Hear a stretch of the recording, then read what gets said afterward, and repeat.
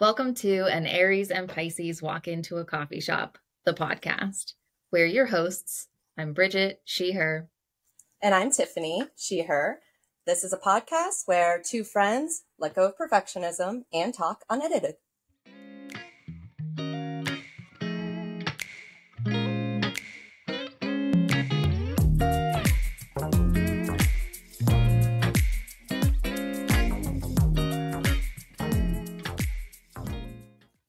Hello. Hello. I did get the thought right before this that I was like, maybe at the start of each episode, we should mention like where in time we are, because I realized that since we're pre-recording and some of our episodes have gone out like well after we recorded them. Also, I think like just for my mind, I'm always curious when I'm listening to somebody else's podcast, like when did they record this? Like how long ago was it? Like how far out did they have it scheduled? I want to know all the like background behind the scenes details. Of course, this makes perfect sense. What happened to me is when we are setting up for them to go out, I see the date. So I'm like, I know the date. Right. It didn't occur to me we weren't mentioning that to anybody else. But I did just have this conversation last night because I went out with some folks impromptu because now that I live in Chicago, I can do that without too much planning now. And so I went out and one of them brought up the podcast and was asking about it. And I was kind of just like giving the spiel and like our experiment and how we were just recording for a while and then started releasing them. And then as I was saying it, I was like, oh, right. Because then someone else at the table was like, okay, so like what season were you in when like astrological season? And I was just like, oh, right. Because like I can't stop talking about the stars. You can't stop me.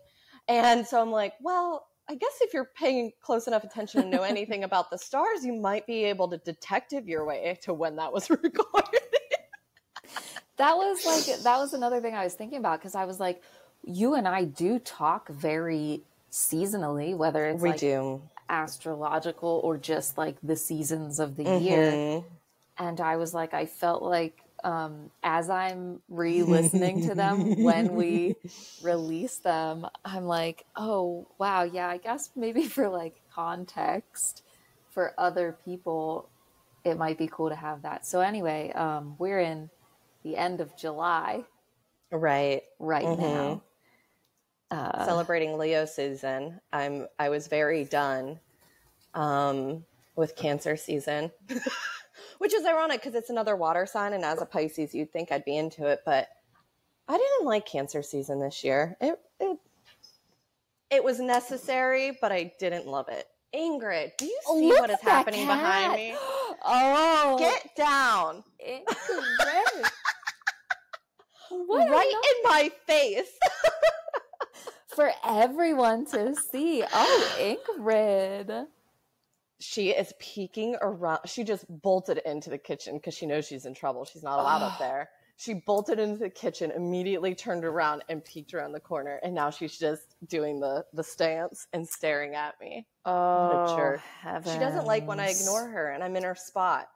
So she's how dare you? Sit on my own couch. Dare you? I just like had the vision of, I have saved all of these like really fancy kinds of cat tree perch things that can like go on the wall that don't look like a you know, like carpeted cat tree. They look more like a decor or something like that.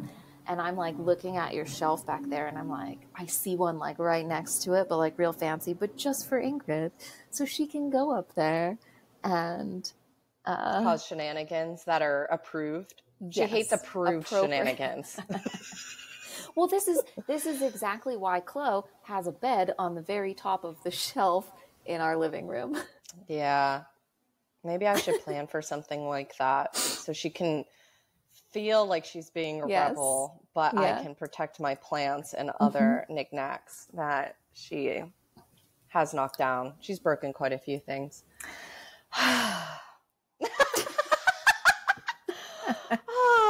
What an angel. Okay, so I was going to ask about astrology seasons because I am, what's the word?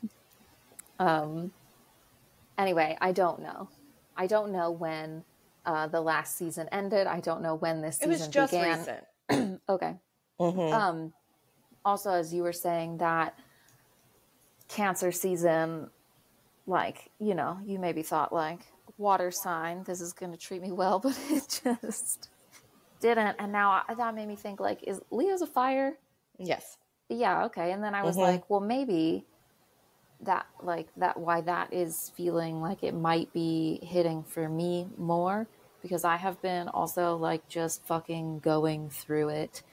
And then today I started, I don't know if, like, maybe connecting some more dots and feeling like a little bit of pieces of levity.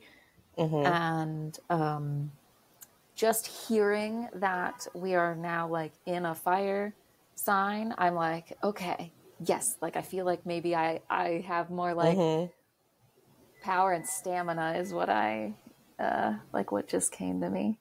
That makes a lot of sense to me. And as you were talking, I realized I haven't liked water seasons at all this year. Because I didn't feel good in Pisces season either.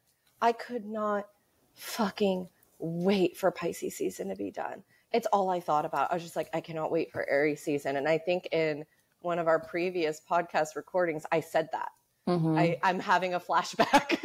I remember talking about that it wasn't going well for you, and I was very, like, I don't know if, like, surprised, but, like, maybe a bit surprised to hear that it was so challenging for you. Yeah, because normally I get super stoked about water seasons, and even when they're challenging, I tend to find them comfortable, even in the discomfort. But these past ones, I just could not wait for them to be done. I was just like, literally felt like I was holding my breath. It was just tight and just being like, okay, well, I'm just paddling along and just can't wait for another fire season to come rescue me.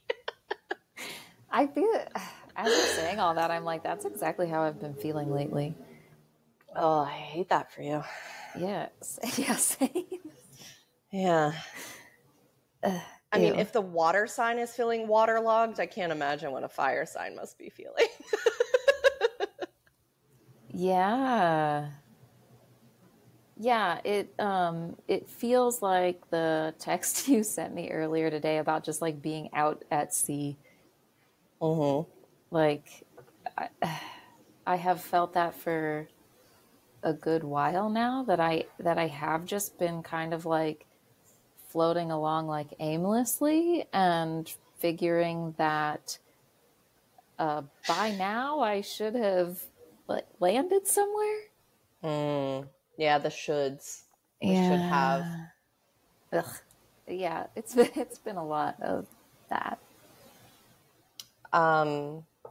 I've been thinking a lot about what we've been talking about, like that idea of, like, going towards things with ease, not having everything be so hard, or I'm using the phrase non-striving right now a lot. And one of my favorite astrologers, Jordan, who I think I've talked about on the podcast before, just posted, I think I sent this to you on Instagram, the archetype deck. The name's escaping me right now. Is it Kim Kranz? Kim Kranz, Yeah. Her archetype, she pulled a couple of cards, like one or two, and then posted them after. And mine was the riddle. And that's the one I picked. Okay. Someone else I talked to and sent it to also picked the riddle. So I like that my circles are all in the same boat. And so that made me think a lot about the same things, the idea of, like, surrender and curiosity, which are things I value, but things I find very hard to practice in the moment or feel comforted by. Maybe that's a better way of putting it. I expect them to comfort me in a way that they haven't yet. Okay. Yeah. I really like the way that you said that, because acceptance in the present moment is so fucking hard. Like it's so hard. But when I get there, like when I get that, like it just feels like so much like just like open flowing like freedom. And Mm-hmm. so I have really been like, I feel like coming up against that where I know what it feels like to come to a place of acceptance. And I feel like I'm like, why can't I get there? Mm-hmm. Like, I don't like this getting there. I just want to be there. And Yes. like, I see all of the things, but like, you know, where's that like moment, or where's that insight, or where's that thing that's going to be like, okay, here's the acceptance. And Mm-hmm. that is really tripping me up. Yes. I mean, it goes back to the striving, right? Like you're reaching Mm. so far for like the acceptance and trying to like pull it towards you. Does that Oh, resonate? Because that's what I do. yeah. Yeah. Now it's making me think back to the like the confidence conversations Mm-hmm. where I was like putting the confidence up on a pedestal as something that I had to like strive to attain in order to feel okay. Right. So, but then realizing that like, oh, confidence is just something you build as you go along, and it's not something that I need to like attain. So now I'm trying to think of it in terms of like what's going on right now.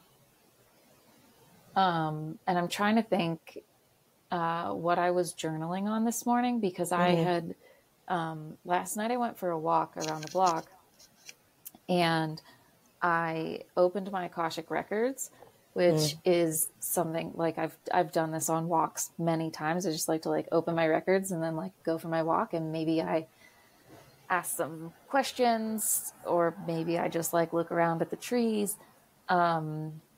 But I was asking like what is the like what is a like lesson or something that I'm needing to like learn or know right now, and how can I learn this lesson or information without having it be such like a fucking like challenge and resistance and all of that. And so then I was journaling on that this morning, and my God, if I could remember what I wrote down, it felt kind of profound. I wrote it in my like other journal, but profound in like a really simple way.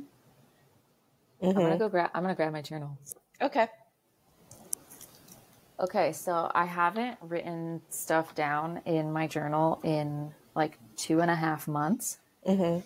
because my practice lately has been like writing on loose leaf paper, Right. just like dumping it out and then tearing it up and throwing it away. And so typically I only would like write something in this when I want to like remember it. Oh, I wrote down that life is a journey of becoming. And oh, okay. It was all going back to like purpose, and I think since I've been going down this huge enneagram rabbit hole thanks to you. Sure. You're welcome, and I'm sorry. Yeah. But listening to Suzanne Stabile talk about it, and the like, I really love the way that she teaches it. I think she makes it really Yeah. easy to understand, and the way that she has these conversations. However, the part that I have expressed to you is that there's a lot of God in her work, and that's not something that I am into.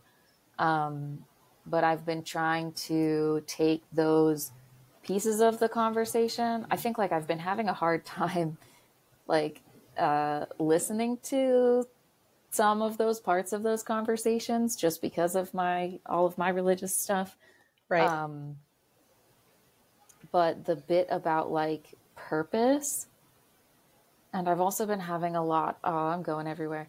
I have been having a lot of like conversations with myself about religion and like what I now don't believe in and what I do believe in. And I had a conversation with myself around like this thing of like purpose and feeling like we have to have some kind of like higher purpose. And that's pretty much like the reason for religion, and like looking for something like bigger than us or something to believe in. And this is a whole huge big thing. But anyway, what I determined in this journaling was that like I feel like I have gotten away from having like clarity around like who I am and what I do and what I want to do and how I want to show up in the world, and which all for me could be defined as like purpose, I guess. And it was just like, it just came so like simply to me of that, like, I've been doing so much of this, like personal work over these years that I was like, I could just sit down and like write out a whole bunch of things about like me and who I am and who I believe myself to be. And I was like, I think I just needed this, the space to like remember that, because I've been feeling down on myself about all of these fucking shoulds. Right. And the like the societal things that, right? Yeah, that I should be somewhere, should be having done something by now. And I'm like, if I just can tap back into those qualities about myself, then none of those shoulds like actually matter. As long as I'm just showing up as myself, like using my gifts and talents and like riding the ride. And I wrote down like playing, but then also like trusting in me and the way that I show up. And I think that I'm really leaning into this concept of like trust, from like the enneagram language. So I thought that that was interesting. I like came to all of that today, and then I did kind of feel like lighter, because I've been like really, really fucking going through it. And that I think kind of helped to show some like light through the cracks. Yeah, like the corner got lifted a little bit. Yeah. Oh, I love that. I do think that oftentimes there is a lot of profound in the simple, which I think is something that Elle just wrote in their newsletter, because you sent me something about that idea of purpose. Yeah. And when I opened it, right below was a newsletter from Elle. So I read the thing you sent me, and then I opened up the thing from Elle. And theirs, I think, was about a dedication to practice, if I'm remembering correctly. But the first thing was talking about like keeping it simple. And it just kind of like gave me all of these little like click into place. It's like a dominoes. It felt like a domino hitting all the other dominoes throughout my past of like all the ways I've gotten that same message. Like simplicity, keep it simple, make it easier. Like don't overcomplicate the thing, which I love to overcomplicate a thing. Oh, I'm so good at it. Same. So simplicity is something I've been working on. So I really like that you said it was something so simple, because I do think that that is normally the most profound. And what else popped up for me as you were talking? I also am finding a lot of value in listening to Suzanne Stabile talk about the Enneagram. I think it's making my perspective open up in a way that I haven't really been able to do, because I've been so self-protective this year. And if I'm being honest, my life, but this year I've become acutely aware of the ways in which I'm very self-protective, and it's been helping me find a little bit more compassion for myself and others, which Suzanne talks about. But listening to her podcast, she comes from a Christian background.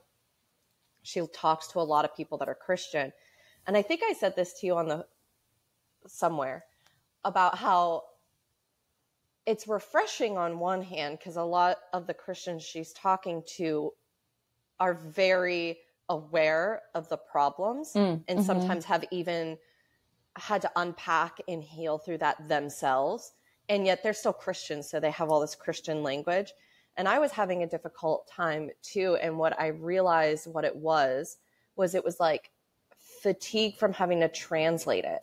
Because what they were saying, fundamentally, I agreed with. And yet they were using the language of the Christian church. And I was finding it very hard to hear those words, translate it into my own words to get to the same message. And I was just like, after I listen, I can't like binge that podcast the same way I binge other podcasts, because after an episode or two I've done, I like afterwards I was like, why am I so exhausted? And I'm like, because you're translating constantly. And it's not even just like, oh, I have to translate it. It's like an emotional wall I have to jump over to also translate it. And I found that so interesting because I still think I would say I don't have a lot of religious trauma. Like, I don't have that. Like, I don't have a lot of that in my background. And then as I'm like realizing I'm affected this way by this translation emotional hurdle problem, I started considering how deeply ingrained it is just in society. Yeah. The same way we talk about like, wait, I think that's capitalism. I'm like, wait a minute, I think that's like, it's all so interwoven. Yeah. That even though I don't feel like I have not that I don't have any, I have a bit, but mine, well, here, this is the comparison thing that we do sometimes, right? Mine's not as bad as most people that I know who have that. And so I must not have it. And I think there's value in listening to it and doing that translation work for me, because it is making me see how we all are talking about the same things most of the time. But also I'm finding it a little bit more work than I'm used to having to do. Yeah. Yeah, I really like the way that you put that with the translating. I think that makes a lot of sense, because yes, like so I think what happened was that, right, like I heard Suzanne talk on We Can Do Hard Things with Glennon Doyle. And that is a very not God podcast. So she didn't bring a lot of that into that conversation. And so then when you were like, oh, she's got her own podcast, I was like, we're done here. Like, I'm just binging the whole fucking thing because I need to like hear more from this woman. And then I quickly realized how much God was in there and how that wasn't going to work for me. But I didn't, but like you said, like the things that she's talking about and the ways that she's talking about it, like, yeah, like it really resonates. I'm believing these like same and similar things. I hadn't thought that I was consciously doing that, like translating. But yes, that's what I think that I am also doing.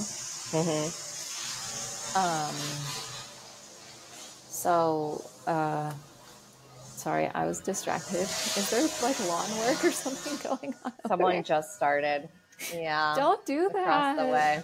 Don't you know we're busy here? We're doing important work. And now it's starting on the other side too. Oh my God. Well, hopefully it's... I think I'm gonna have to relocate. Yeah, I'm gonna have to relocate. All right. Okay. Well, let's see where I can go. Does that make it better? Yeah. Okay. Yeah. I don't know if are you familiar with Chelsea Riff? She does a podcast called In My Non-Expert Opinion. And she's pretty fucking cool. But she had this post on how she does her podcast like on a bed, like under covers. Just like it's like her like in her like laptop like under this like comforter. And I thought that was brilliant. Yeah, I've heard of people like recording in closets for that purpose. Like, because like you're in an enclosed space and then all the clothes are like a good like sound. What's the word I want? You know what I'm talking about. Like a buffer or like a I love this apartment, but I also need to have the windows open for airflow, and it is noisier. And it's ironic because a lot of times when like the lawn people come, they're only taking care of those little patches of grass between the street and the sidewalk. And people are walking through there and letting their dogs through there all the time. So it's like these sad little scraggly patches of just little tufts of grass. And then like this industrial lawnmower going over it. And I'm just like, what are we doing? Like, humans can be so neat and also so nonsensical. Yeah. But anyway, that's enough ranting about the industrial lawn complex. I could go on for hours. I have so much rage about it. But we were talking about the enneagram, I think, and Suzanne Sabile. Translating religious talk. Right. I don't remember where I was going with it, but I do think that it has been interesting for me to listen to the podcast, even though like as I started listening to it, I was like, this is making me feel uncomfortable. I don't want to listen to all of this religious talk.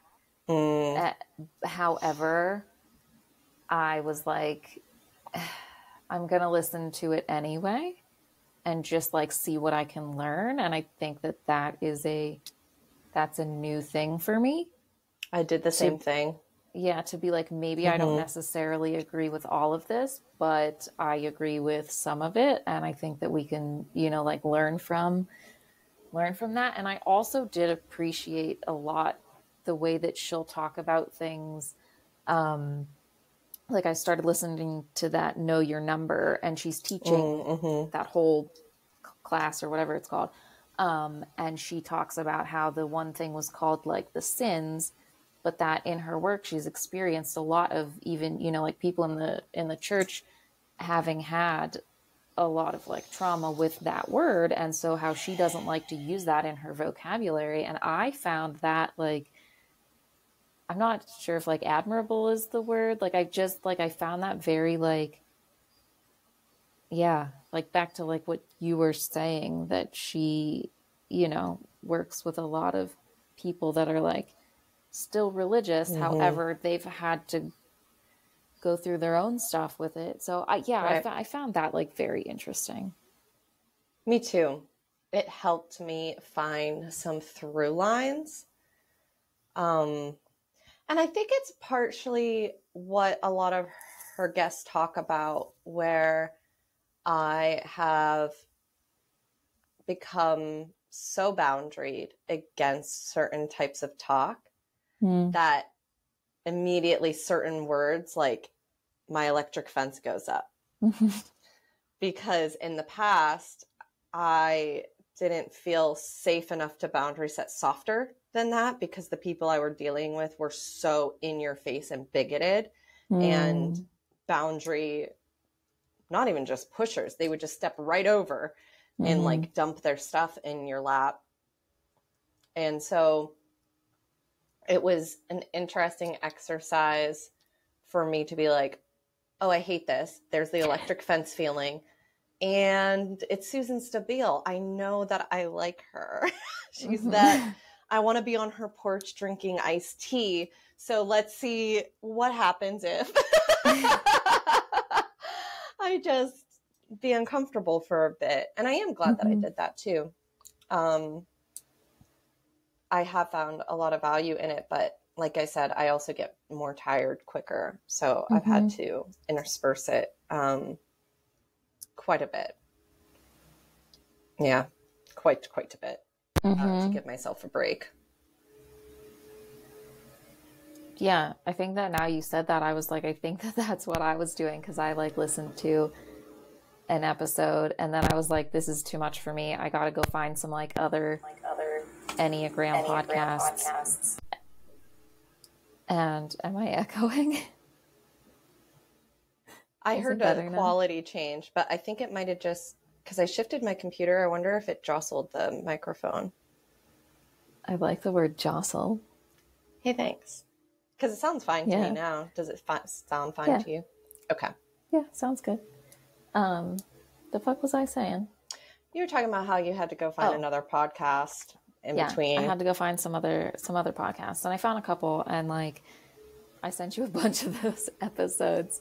And I think like I wasn't finding what I was looking for, and what I was looking for was Suzanne to do what she does without the God talk. Yep.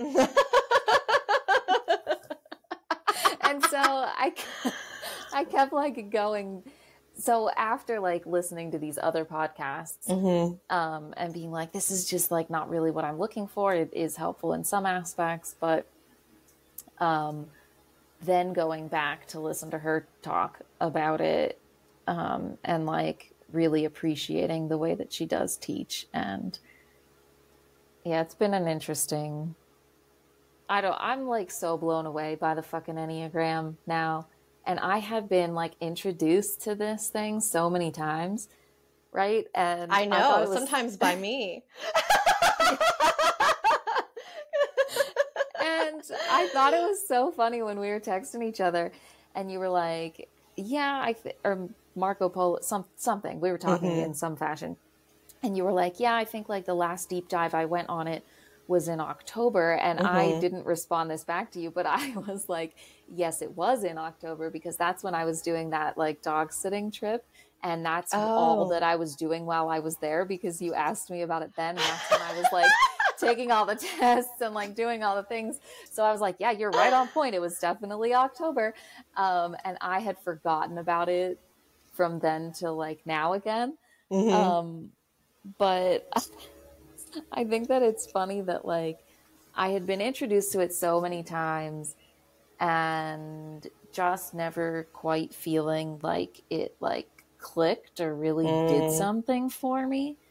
But I think like this time around, maybe since I had been going through this like rough patch, I think that like I wanted the Enneagram to like tell me what was up.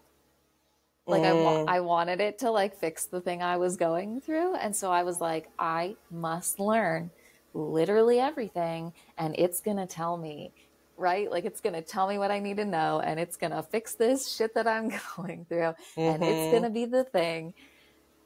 And I realized that I was doing that. So I'm proud of myself for that. And I am now choosing to allow myself to continue to learn about it, but maybe not in as obsessive of a way. Yeah, I understand that, because I've definitely done that as well, where you find something that feels resonant or is opening up your perspective, making you feel different about things. And I definitely get stuck in that trap of like, oh, this is going to be the thing that heals me.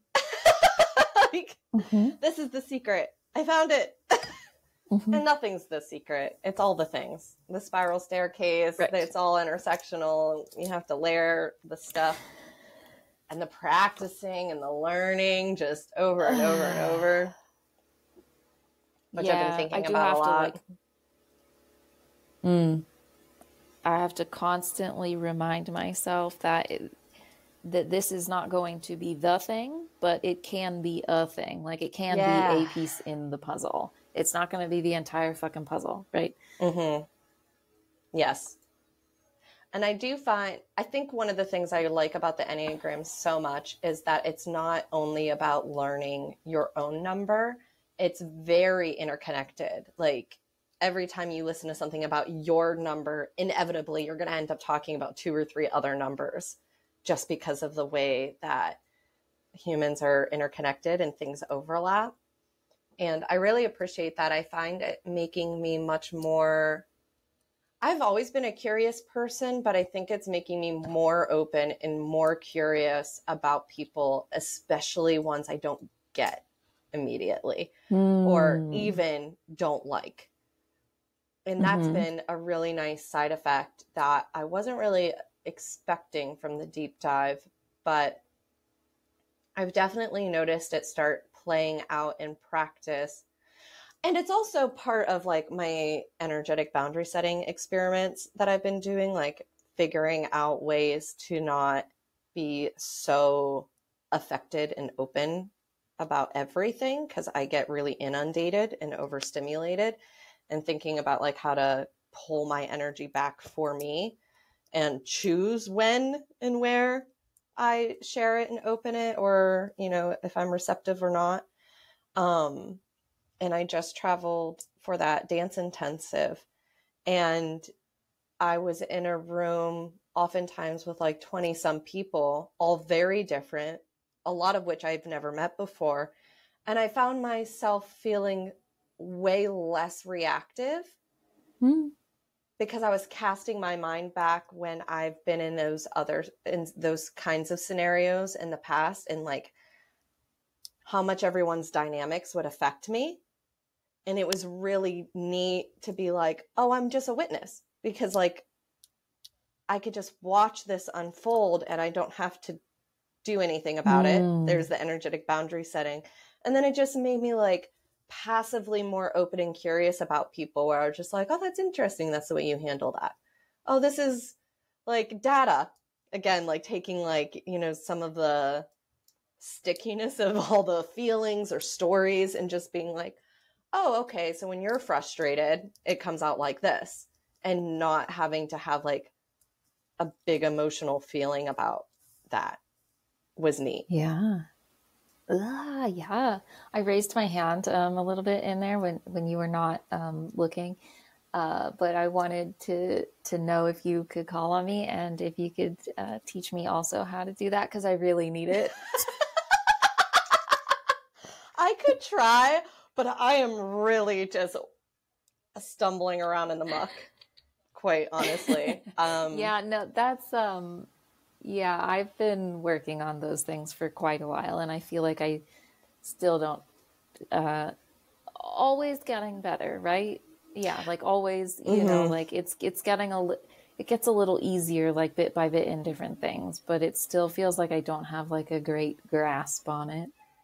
It's also a hindsight thing I'm finding out, because I'm still telling myself the story that this is something I need to work on because I'm bad at it. And also, when I'm actively practicing it, like in a real life scenario, it feels awful because it's uncomfortable. I'm doing something that historically it's new to me. So it's like effort. Also, sometimes, depending on the context, it feels like I'm doing something I shouldn't be doing, especially if it's like, normally I would overextend myself and caretake someone else or try to fix someone else's something, and I'm not doing that. It feels like I'm shirking a responsibility, even though logically I know it's not mine. Emotionally and habitually, I have taken those things on. So it also feels like I'm breaking some kind of rule. And then it just feels bad to me on two ends. On one end, it feels bad to overextend like that. But on another end, I think of myself as someone who likes to help others. So when I'm watching something unfold, it feels uncomfortable to be like, I need to shut these doors. Thanks. And I think that's what I appreciate about Suzanne Stabile so much. I don't think I feel pretty confident that I'm a 4. But a lot of the stuff that she talks about with the 2 feels very resonant with me because of my codependency trauma journey. And so like listening to her talk about her number has helped me quite a bit, which again is why I like the Enneagram so much, because like we have so much to learn from each other, even if it's not our core thing. It's really expansive to listen to someone who has thought down into their depths about their things and then brings it back up to like be able to articulate it and share it.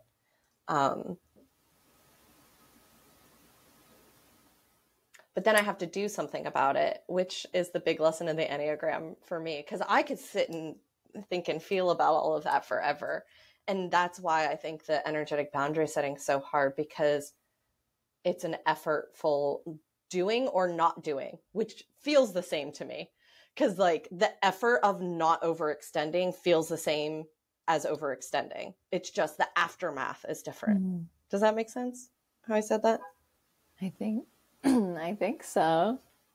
Like, I think so. Yeah, this go ahead. Each one is just as much effort. Like overextending is a lot of effort, but the effort of not overextending for me also feels like a ton of effort.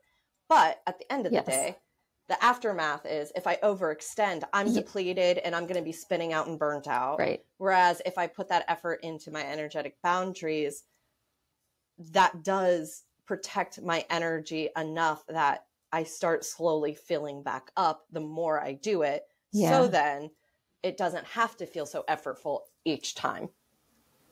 Yeah, that makes total sense. It also makes me think of the like front loading, like you're doing the work on the front end, right? To, you know, like to uphold your boundary, even though like it's really fucking hard. But then after the situation's over, yeah, you do feel like completely different. I think that's what I meant when I said it's hindsight.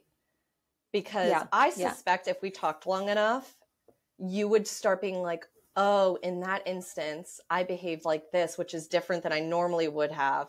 And I think you would see all the ways in which you've grown with the energetic boundaries, because I know that happened with me where I got put in what I thought was going to be a super challenging scenario or dynamic.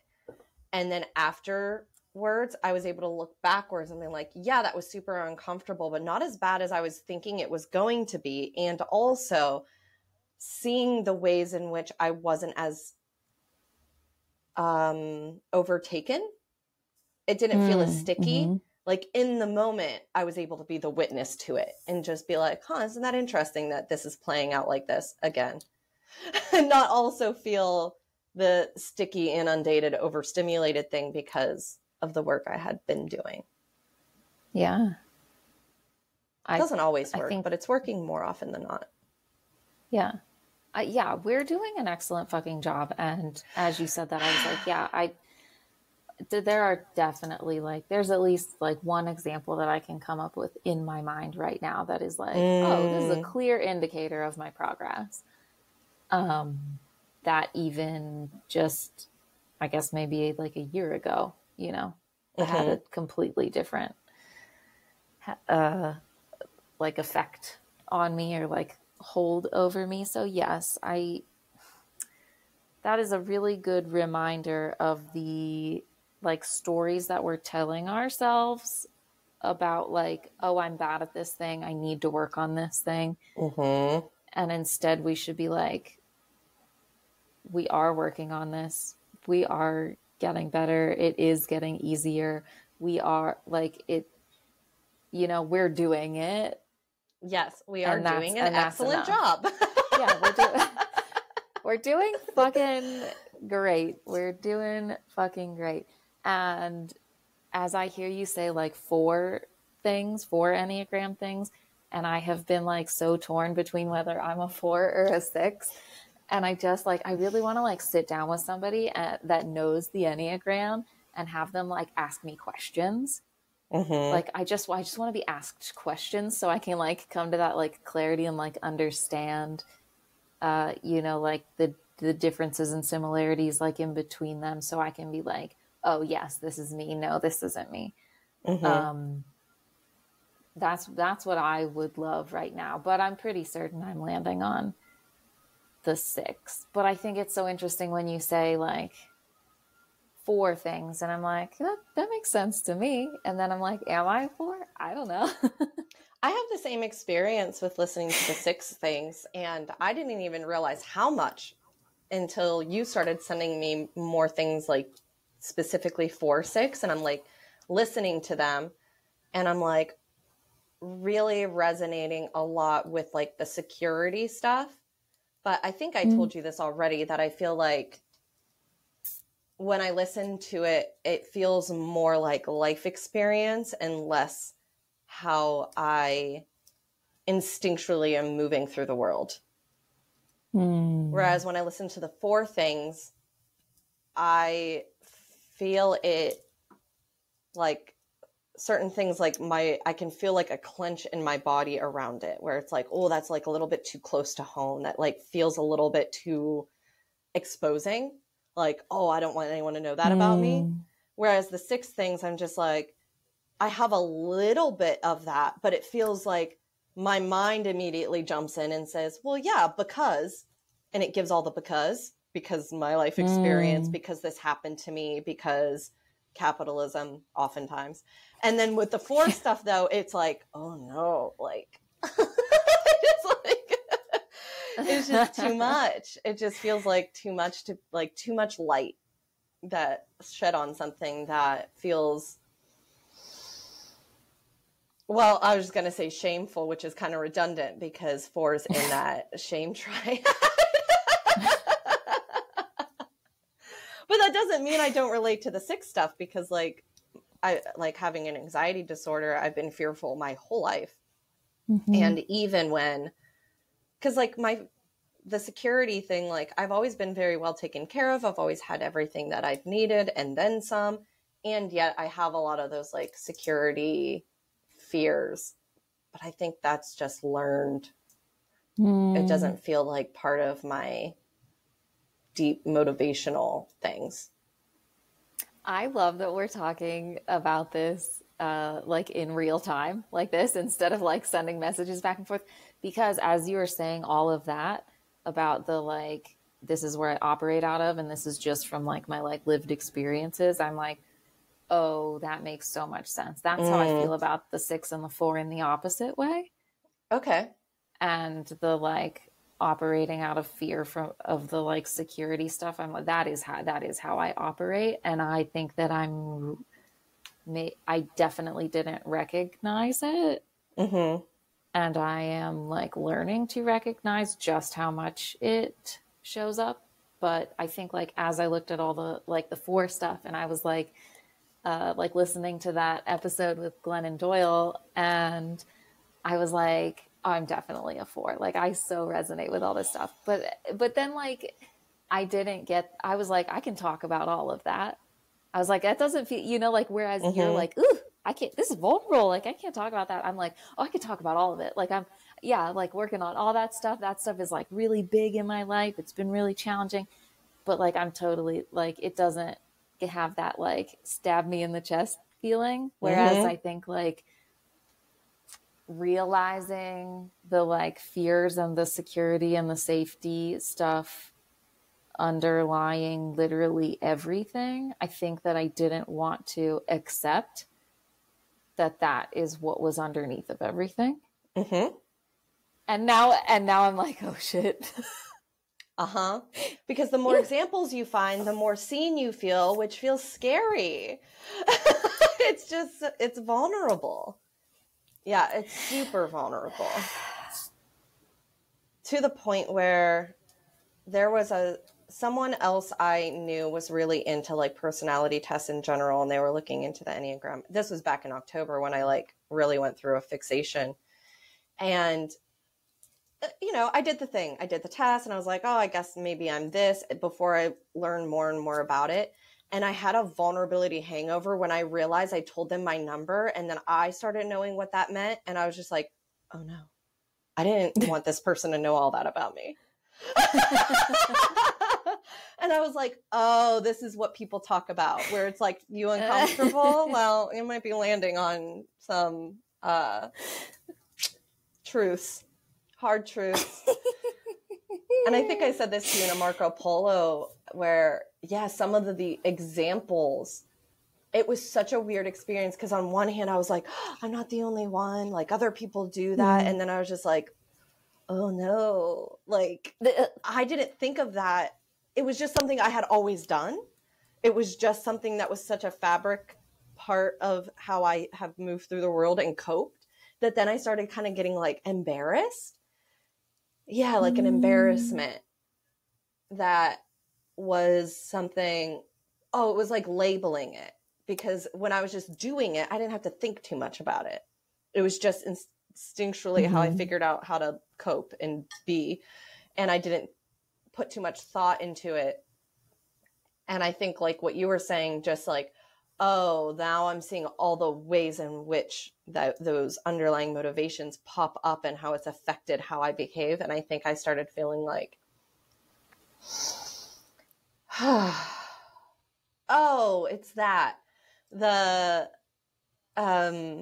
should have figured it out. I should have known better. I should have been doing it better or different or whatever, because that's my reflex, and being like, oh, that's interesting that that's still there, which is what I mean when I say learning about the enneagrams made me much more compassionate and gentle towards myself and others, because having it a little bit of separation from like me personally, and like kind of stepping more into this like collective dynamic has helped me not feel so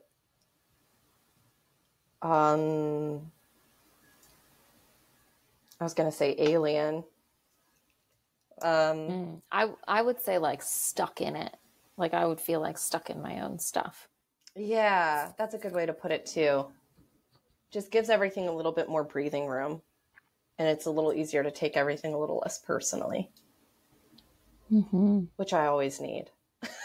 And now I feel so personal. Oh my God. I'm sitting over here. I'm like, my chest is all like nervous. I'm like, we're doing a great job.